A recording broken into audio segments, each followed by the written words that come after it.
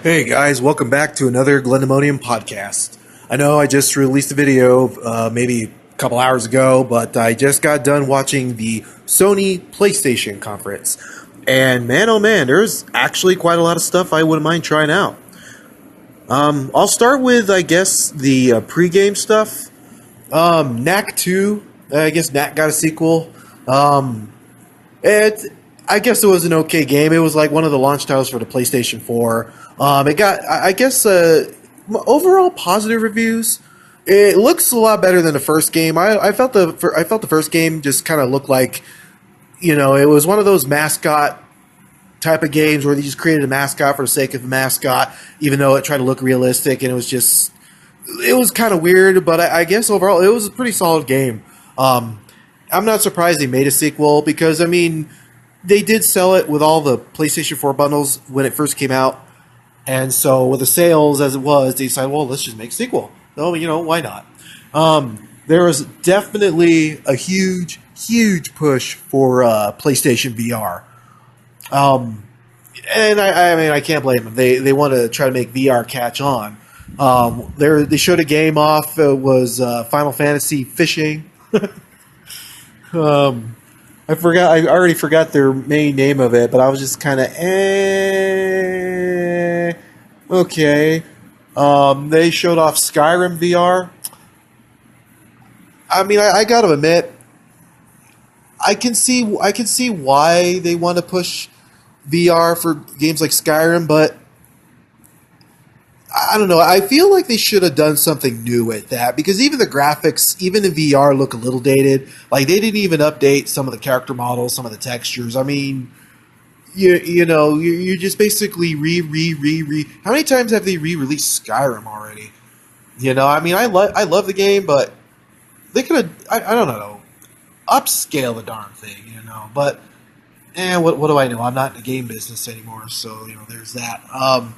And there was a couple other interesting titles. There's Inpatient. I think that was a VR title. That looks like it'll be an interesting game. But I can see VR games being mostly like, overextended MIDI games, kind of Telltale game type of storytelling, Not that it's a bad thing. I actually enjoyed the Telltale Batman game. That was actually surprisingly fun to play. I personally wish, like, if they're going to do, like, VR, try to get some more arcadey type of stuff in there. Maybe a game where you're flying a plane or a spaceship and you're shooting at stuff, or I don't know, like, or an actual exploration game.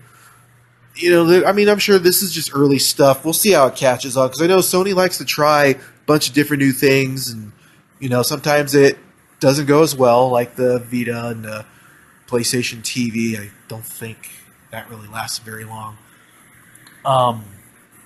VR is great if you can afford it. It's great. Have fun.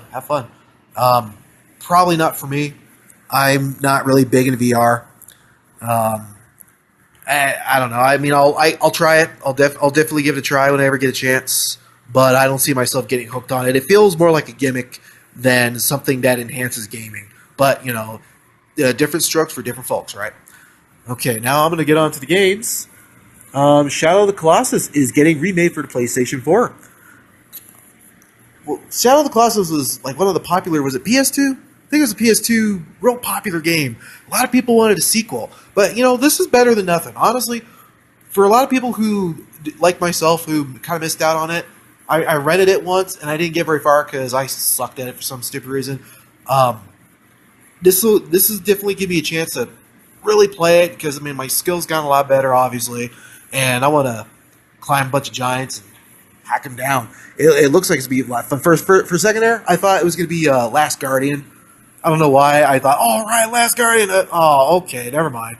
I don't think I saw anything with Last Guardian. Unless there was something on a pregame that I missed, because I was kind of in and out doing some video editing for my last video.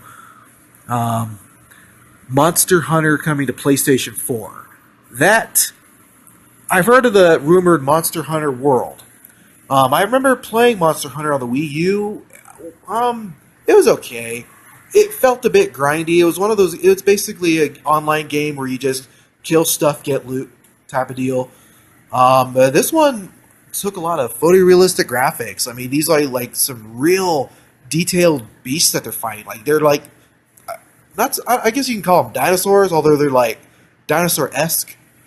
So it has this guy with this giant bone cleaver sword, and he was going through this really expansive jungle, and he was actually luring this like T-Rex looking thing, and he was able to just basically beat it down. It took a few minutes to get to that point, and there's like all sorts of ways you can sneak around. Like he did a cloak of leaves where he just stood there, and this T-Rex thing had like these flared nostrils trying to sniff him out, and he just kept charging in a different direction.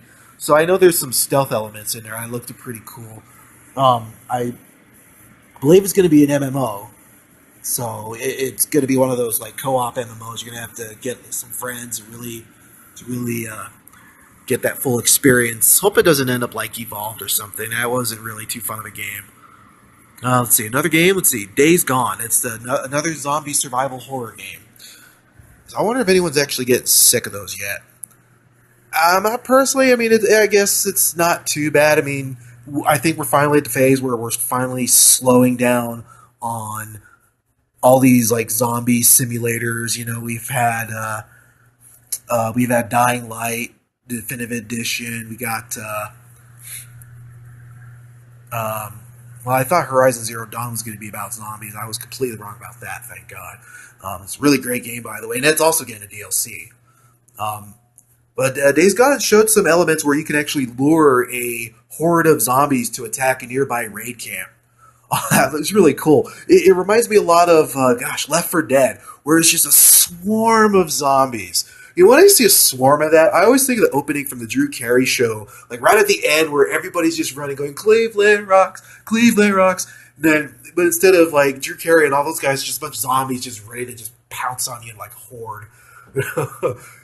It looks to be a pretty slick game. I wish they would have gone over more. Like, is it a co-op game? Is it a single-player game? Because me and my friends, we really enjoyed Dying Light. It was a great 4-player co-op game, and we got through the story mode pretty cool. We even did some of the DLC. I wish Techland had something they could have shown off. It's just kind of unfortunate. You know, you get used to a franchise, and then you're like, you want more, but then you don't get more because it's like a one-hit wonder type of thing. That's fine. That's fine. Maybe they might have something next year. I'm looking forward to Days Gone. Hopefully, it'll have at least 2 to 3 player co-op, maybe 4-player co-op. Because just hacking zombies and just survival is pretty cool. Other than that, I gotta stop saying because I'm losing my train of thought. My mind is completely blown after this whole press conference. Okay, let's see. God of War. I guess this is the new spin-off God of War. It's all about the Norse mythology, excuse me.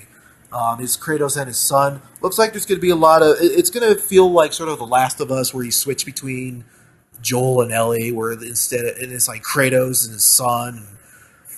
And it looks great. They show a lot of visuals, but I'm a little worried that like it's going to be one of those games where it's just mostly like 80% visuals and like 20% gameplay. And I know there are a lot of gamers out there that like this kind of stuff, and but when a game is like majority quick time events and little action, I tend to lose interest really quickly. That's what I worry about.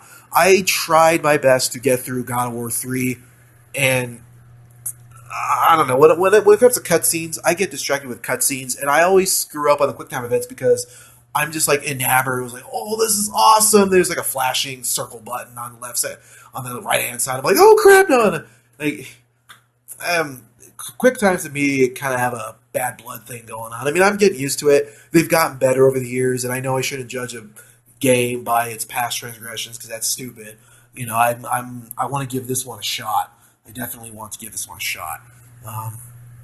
The Uncharted DLC. It's Uncharted. I need to get a hold of a Thief's End. I've got such a backlog of missed games that I need to just sit down and play. But my gosh, man, being an adult and trying to be into gaming is just tough these days. Between jobs and other real life obligations, like really difficult just to stay on top. Well, that's just how it is, I guess. It's Uncharted Lost Legacy. It stars the girl. It stars the girl from Uncharted 2. I remember, or no, was it Uncharted 2? I remember playing as her, and I thought that was going to be like Drake's love interest, but then Uncharted 4 came out, and I was like, oh, okay, never mind. So he settled with a blonde girl. Okay, okay. Because I didn't finish. I don't think I finished Uncharted 2. And I actually still have it on my PlayStation 3 now that I think about it. On my, I don't know why I'm still holding on to that game. I don't know why. I think my PlayStation 3 still works, but I guess there's like a part of me that's trying to tell myself I'm going to go back and play it one day, and then that never happens. And I feel I'm not. I know there's that whole gamer credibility. It's like you're not a gamer. You never sat and beat it. Yeah. It's like yeah. So let's see what else. Let me scroll down here. Call of Duty World War II multiplayer. I guess a lot of people are looking forward to this game because it's return to form to Call of Duty. And I can't blame them because I guess a lot of people got really sick of that whole sci-fi aesthetic from the previous Call of Duty games because like they really try to hammer in home the whole futuristic sci-fi and it was cool for a while, but then they just like kept doing it every single game, and then he threw zombies in there. But then a lot of people are like, we won World War II, we won World War II, and so now they're going back to World War II, and people are really excited. I mean, it looks fun. I never really got into Call of Duty. I was one of those, like, I don't want to play online with a bunch of screaming 12-year-old Ritalin mules on Xbox Live. And, I don't like, because I don't like it called the N where it's like, yeah, you scrub, where? You haven't lived until you hear the kid just squeak out racial epithets because you apparently got killed one too many times. But that's in the past. It's a little different now. It's a different landscape. Online is not as bad. There's still toxic players, but they're nowhere near as bad as the early days of Xbox Live. Thank God. Um, and I know you're probably noticing lack of enthusiasm, but I'm kind of burnt out. I had a long day at work, and I just got done with one podcast, and I'm doing a second one here just to kind of, while it's still fresh in my mind. Let's see here, Detroit. Ah, yes, I think I remember them showing this off last year, last E3, and it was like one of those like choose your own destiny type of thing. I'm thinking, okay, this looks interesting. I could have sworn this was an Xbox game. Maybe I must have been. See how bad my memory is. But it's about robots. You're an android, and you make decisions. You're leading a rebellion of other androids, and you actually make a ton of different decisions. I guess if I can compare it, it's like Watch Dogs meets Infamous. At least the decision making part of Infamous. Although Infamous decision making was good and bad, this game looks like there's actually a lot of different branches you can take. Now, the only thing that scares me about a game like that is I worry that it's going to be too short. But I mean, it gives you lots and lots of replay value, but at the same time, it's like it sort of limits you on like, okay, well, if you do it this way, but like the story mode will only be like 4 or 5, 6 hours long because of all but it branches off differently. I'm expecting at least a 10, 20 hour game, and that's fine because you can always go back and play it differently. And say, okay, what happens if I do this? And what happens if I do this? And I think this is going to be one of those like sleeper hit titles that like people may think, and until they try it, and they're like, oh, hey, this game's pretty awesome. Sorry, I apologize. My voice is a little hoarse. I'm going to take a sip of water. Yeah, I know there's a meme about that guy, but you can't see me do it. So, haha. Okay. All right, now we're getting to some good stuff here. Destiny 2. Okay, I have played Destiny since the original vanilla game, since the beta on Xbox 360. I eventually bought an Xbox One, played Destiny with my friends. But there's something that kind of bothered me about Destiny is that it was the game where they overpromised so many things. Like, remember the old quote of, hey, see that object in the background? You can go there. Well, actually, no, you can't. Because they have a death wall there. So if you try even going there, you're going to die. It became a shallow loot grind. And, grind for loot was fun, but like it felt like the only end game you had back then was like just a raid. I mean, they added Trials of Osiris for PvP players, and then that became a really, really, what's the word I'm looking for? Really sweaty, tense, nerve-wracking gameplay. Like, I did Trials a few times, and like I'm not an expert PvP, and I actually played with a guy who was pretty much carrying us. I never made it to the lighthouse. I love PvP, but trials is like, I stay away from trials. And I know there's been a lot of cheaters and hackers and crap like that too, which ruins it for everybody, which is unfortunate because there's always going to be some jerk with a rigged modem that wants to cheat.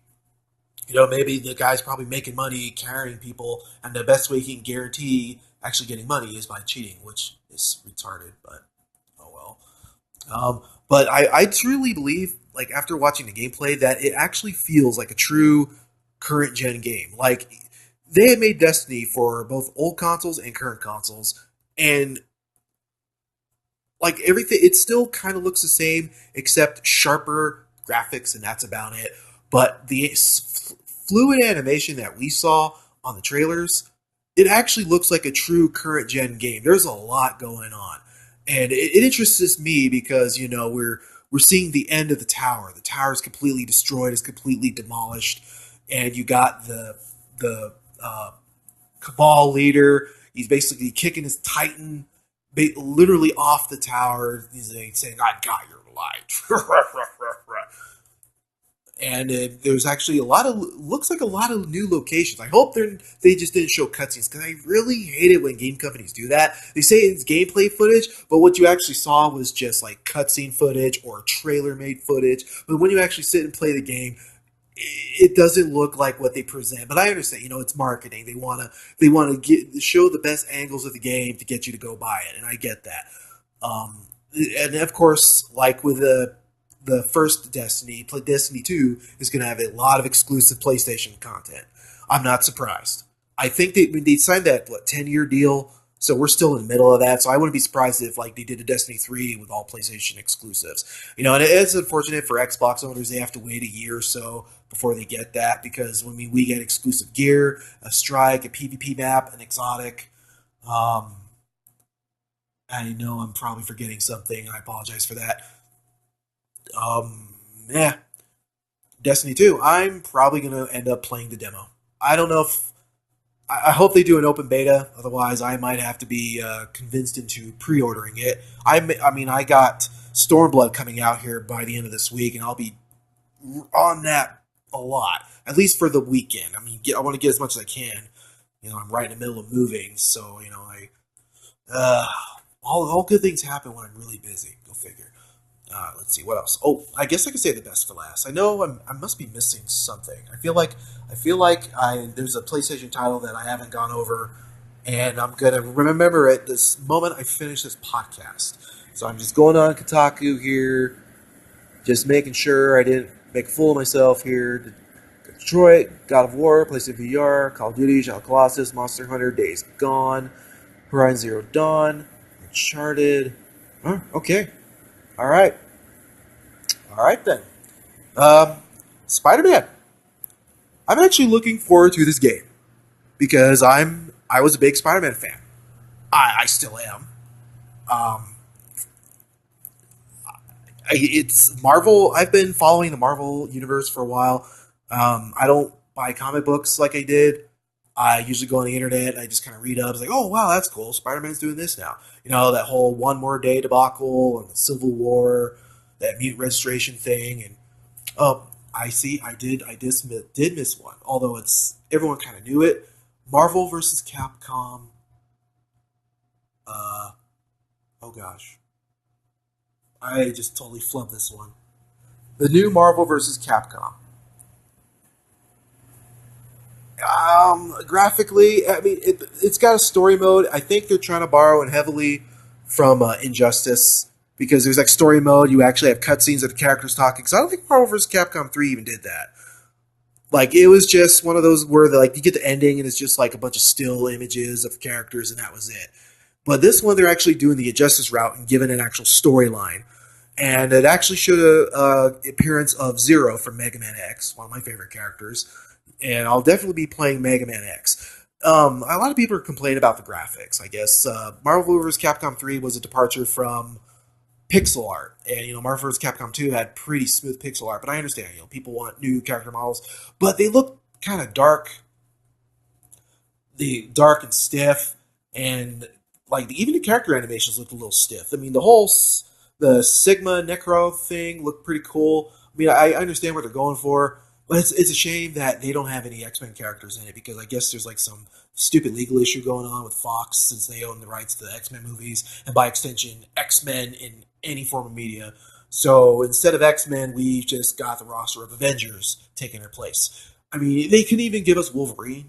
They couldn't even give us Wolverine. That sucks. That sucks. But because Wolverine was one of my mains. But oh well. I'll just do like maybe Ryu and Hawkeye. At least we get Spider-Man, I think. That's not too bad. I think we get Spider-Man. I don't remember seeing him in the trailer. Huh? I gotta go rewatch that because I'm forgetting things. Okay. Anyway, back to Spider-Man. If you watch the trailer again, the gameplay trailer, there's like a Arkham City vibe to the game. Like especially when you're taken down, you're basically using the rafters of the construction site, and Spider-Man is just shooting these webs and like trapping the enemies. Kind of similar to how Batman uses his grappling hooks and his tools. I can tell there's some stealth elements in there. Um, but then there's the action scenes. Holy crap. Earlier I was complaining about quick time events, but I think this is quick time events done right because God of War had like quick time events like on the very corners of the screen where you're looking at the center. But when you're looking at the center of Spider-Man, you can see the triggers. You're like, okay, I got it. And I was following it from start to finish, and man, it is amazing. And I never realized Spider-Man's webbing could actually hold that much. But maybe this, it's fantasy, but that was awesome. I definitely feel like this is going to be game of the year. Insomniac, they're one of the most respected developers out there, and I'm really glad that they got this IP because if you played Sunset Overdrive on the Xbox One, they've actually borrowed a little bit of that. Like the whole parkour, like Spidey is literally running on the side of the building, either up, down, left, or right. Where most games like he just kind of sticks there, but you can actually run across. You can do that in Sunset Overdrive too. Um, and right now they're talking about the guys called the Demons. That's like the new faction or something. But I got a feeling there's going to be something bigger because they always show they show the first villain, and then you never really see the true villain until you play the game because that's like kind of a thing. You don't want to give up the main villain too easily. They got Kingpin in jail from what he looks like, but I wouldn't be surprised if he becomes the main villain and he just uses you because it's freaking Kingpin. Um, and other than that, I thought it was a pretty good conference. I mean, yeah, you can go into forums. There's mixed feelings about that. People were a little underwhelmed. I guess certain games they were expecting to see never showed up. Last of Us 2 was kind of a big deal. They were expecting something out of that, and it never made it. I don't know why, but maybe they didn't have anything else to show off. Or either that, or they're just pushing it off to 2018, and that's understandable. They want to polish the game. I didn't expect it to come out this year. I'm going to be honest, because I mean they showed a trailer last year, and Naughty Dog they really take their time with a game like that, and it's fine. Let them take their time. It'll be a great game. Right now, we got God of War, we got Spider Man, we got Detroit, um, Shadow of the Colossus, and PlayStation VR if you're into that sort of thing. I don't really want to rate conferences because honestly, it's too gimmicky. I mean, you already listen. If you've listened to this far, then maybe you do care about my opinion, or maybe you just want to argue. Or just say no. You know what? But you know what? I want to hear what you guys think because honestly, we're the consumers here, and it's having a one-sided opinion is not always fun. I want to hear what you think about the Sony PlayStation Conference of E3 2017. If you leave a comment, leave a fave, leave a subscribe. And tomorrow, I'm going to end this series of E3 podcasts with the Nintendo one tomorrow, sometime in the afternoon. I'll be at work, obviously, so I won't be able to do it while I'm at work. I probably lose my job. I don't want that. Anyway, all right, guys, take care. See you soon, and happy gaming.